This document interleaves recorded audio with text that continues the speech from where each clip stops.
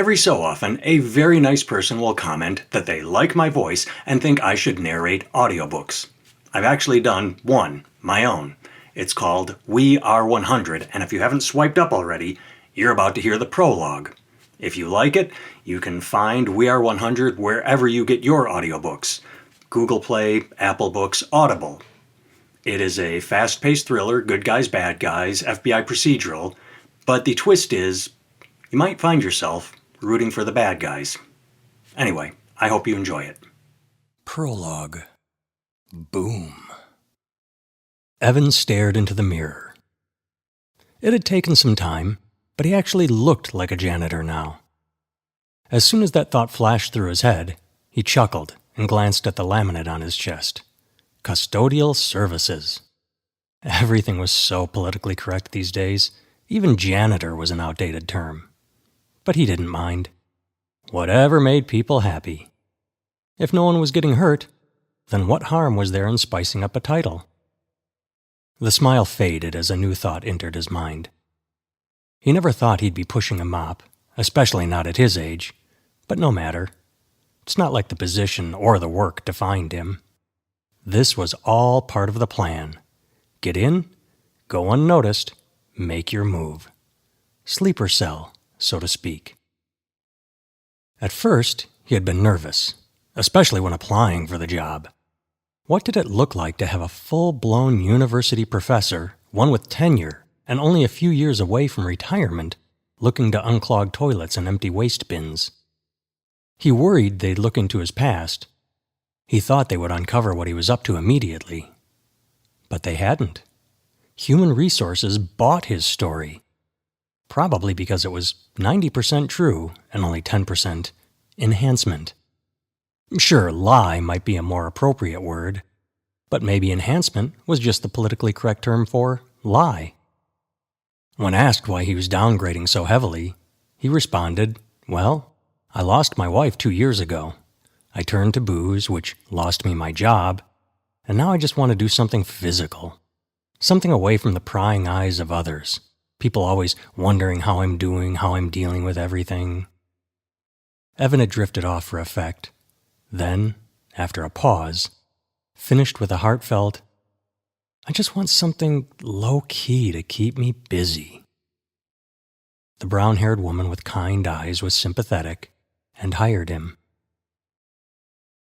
Now, there are outright lies, such as the part about him being a drunk and losing his job, and then there are lies of omission. Did he really want to do nothing? To stay quiet and keep busy? Oh, God, no. He wanted revenge. He wanted to do something to get back at those responsible for the loss of his wife. His wife. He had been at her side when she passed. Assisted suicide. The medication keeping her alive had become too expensive, and she wanted to go out on her terms. She wanted to leave before deteriorating to the point she'd be unable to express herself. Now, 2 years and 3 weeks after standing over her casket, Evan Frankert would express himself in a way Madonna hadn't envisioned when she wrote her song. To that end, he checked the gun sitting in front of him. Evan didn't want to fire it, but knew he might have to in order to prove a point. When he first held the gun, it was heavier than he expected. In the movies, people were always throwing guns around, treating them like batons. He figured they were at least somewhat light. After his first week at the shooting range, he realized how silly those action movies were. Holding the gun sideways was dumb beyond words, and the way actors shoot randomly and hit their target every time, nothing in real life is so easy as it appears on the silver screen. Also, guns in movies never seem to have any kick to them. That's what surprised Evan the most, even more than the noise. He'd been expecting the loud bang, but the first time he fired it, the recoil blew his hands back and he almost hit himself in the head. After that, he held on tightly, with slightly bent elbows to absorb the kickback. 1 year of meticulous training later, Evan felt as comfortable holding and shooting the gun as he did driving a car or brushing his teeth. The action was now routine. Anyway, the gun was back up. Evan hoped he wouldn't need to use it, but somewhere in the pit of his stomach, he knew he probably wasn't going to get off so easy. Evan closed his locker and made his way over to the custodial carts. He'd never worked the day shift before. Day services were kept on hand in case a bathroom needed to be restocked or someone spilled something, but for the most part, the day shift was kept out of sight. The real cleaning took place at night. Once the sun went down, the kings of the boardrooms went home and the peasants came out to remove all messes under cover of darkness. Even in a high-end office like this, Evan was surprised by the disregard for cleanliness. He found gum dropped and smushed into the carpet and piss-stained bathroom floors. The male executives were like toddlers, spraying wherever they pleased. The 1% were animals, or, if not animals, maybe their wealth allowed them to act without care, like they knew someone like Evan would tidy up after them. When he'd started, Evan was an oddity, a lone white face among a sea of Latino workers. Immigration issues flared every election cycle, but the sad fact of the matter was that people who arrived without papers usually did the work no one else wanted. Or, in the least, the work white people didn't want. I mean, those toilets don't unclog themselves now, do they? For a moment, Evan felt a tinge of sadness. He knew his actions would destroy a few jobs and therefore put families in need of the paycheck back on their heels. But it was all for the greater good. He absolutely believed that. He had to. Evan made sure the cart was in order, then pushed it over to the service elevator. Once inside, Evan hovered his finger over the button before pushing. 14th floor. This wasn't a New York skyscraper, but it was decent enough for the Midwest. The 14th floor housed the boardroom of Glenback Pharmaceuticals. If he was right, and checking his watch he believed he was, the big dogs would be about 5 minutes into their meeting. The elevator moved at a decent pace and deposited Evan straight away. Pushing the cart into the main hallway, Evan closed his eyes and said a silent prayer.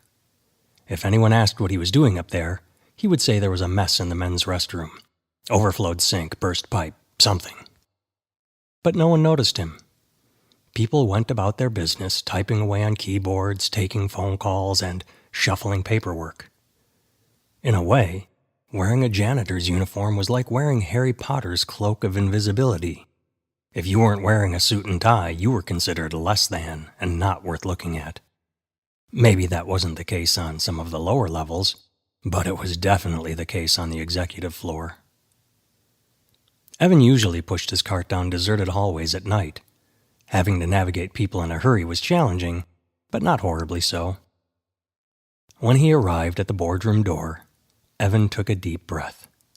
He could still back out now if he really wanted to. Instead, Evan turned the handle.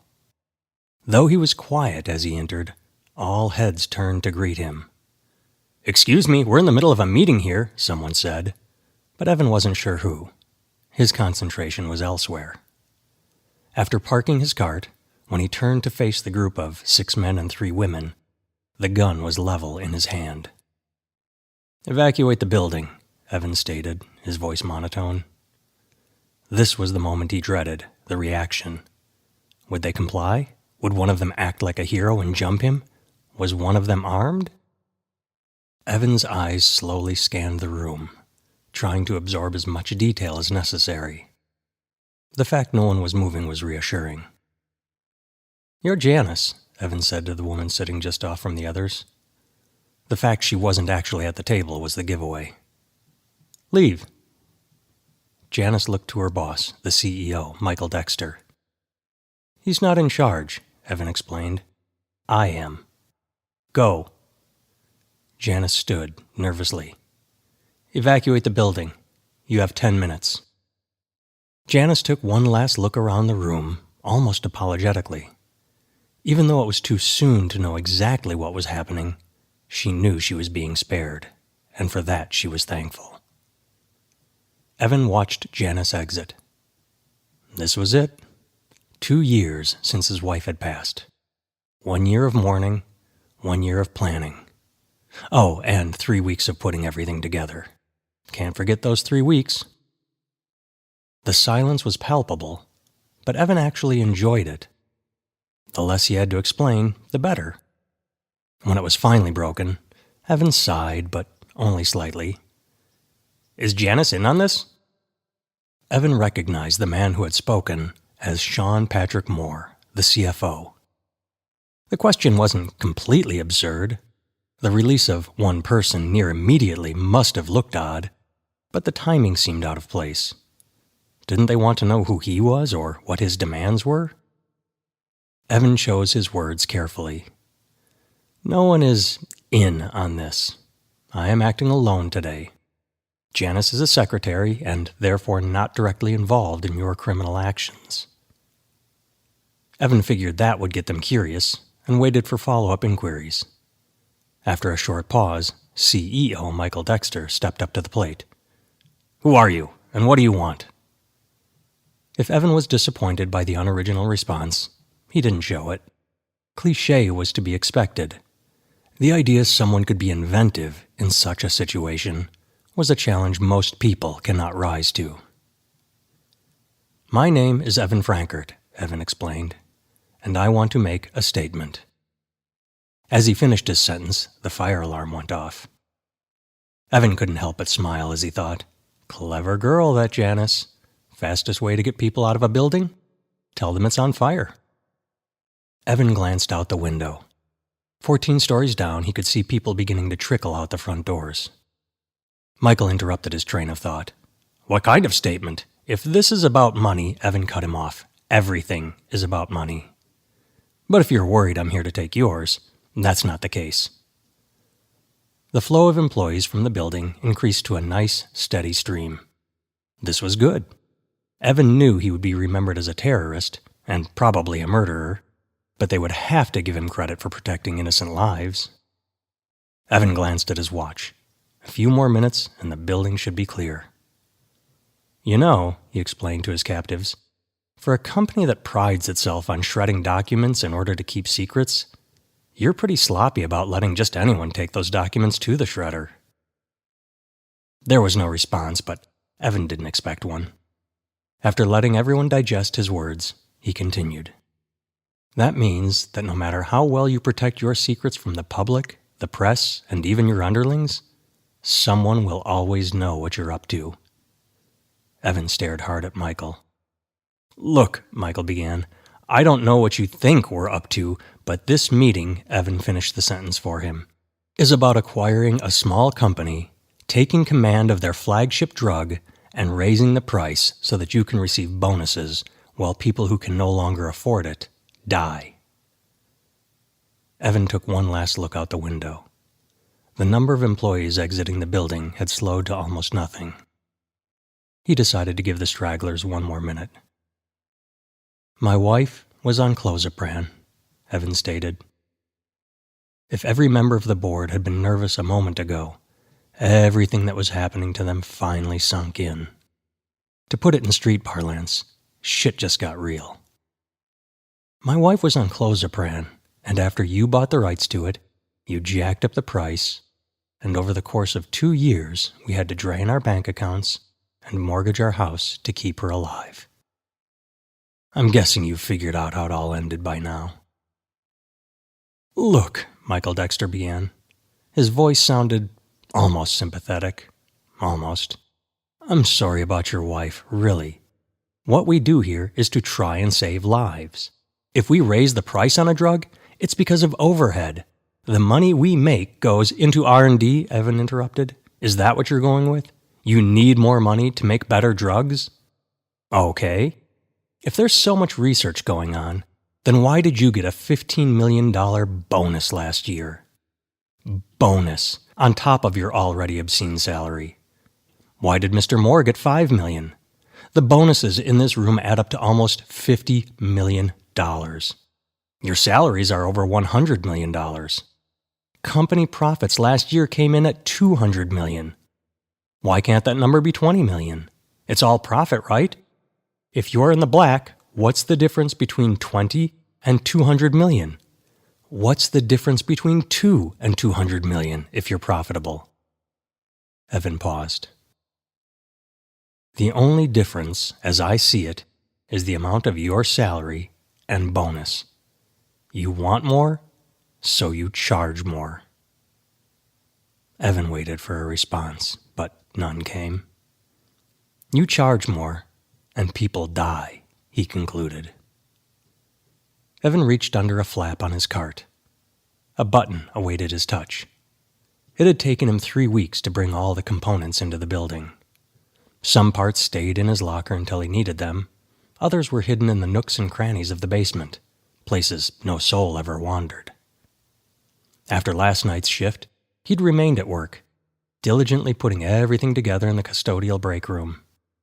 There were no cameras in there, because no one pays attention to the janitors.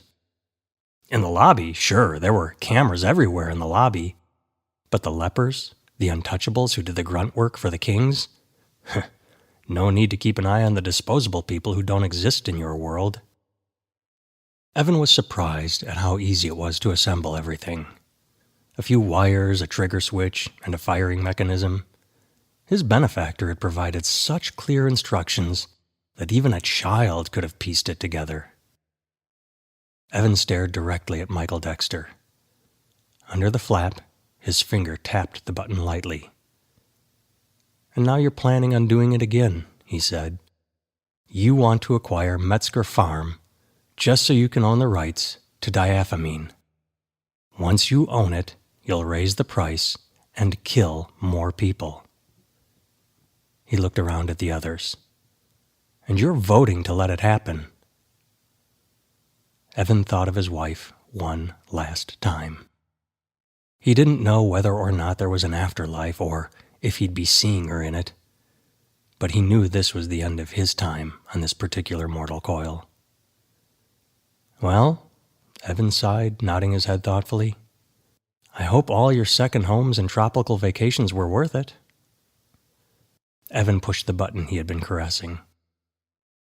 The explosion was so large it set off seismographs at Iowa State, the university 30-plus miles away in Ames. 2 days later, Karen Jordan, a kindly grandmother living a quarter-mile from the Glenback building in West Des Moines, would find Michael Dexter's finger on her kitchen floor. It was a present from her golden retriever, Molly, who found it while out doing her business.